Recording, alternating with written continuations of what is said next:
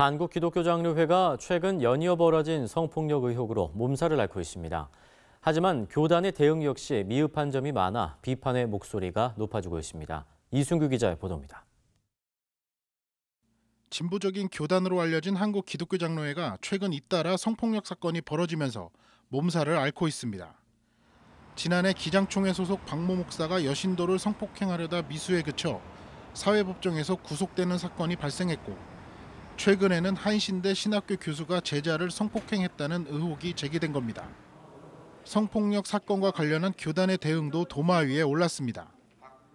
성폭력을 저질러 사회법정에서 징역 3년을 받고 구속 수감된 박 목사에게 노회 재판국이 정직 3년이라는 솜방망이 처벌을 내려 비판을 자초했습니다. 기장총회 목회자와 신학생 등이 철저한 진상조사와 함께 박 목사의 면직과 출교를 요구했지만 노회 재판국이 이를 받아들이지 않은 겁니다. 그나마 다행인 건 박 목사가 속한 노회원들이 정직 3년을 선고한 노회 재판국의 결정을 받아들이지 않아 이번 사건을 원점에서 재논의할 수 있는 길이 열렸다는 점입니다.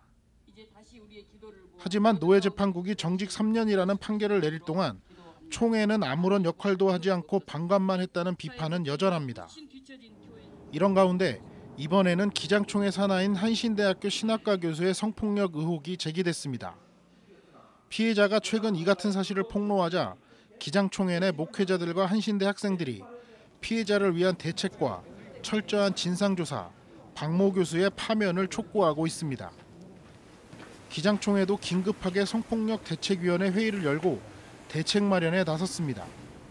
대책위는 피해자를 위한 법률 지원과 상담, 가해자에 대한 진상조사를 통한 처벌 등을 진행하기로 했습니다.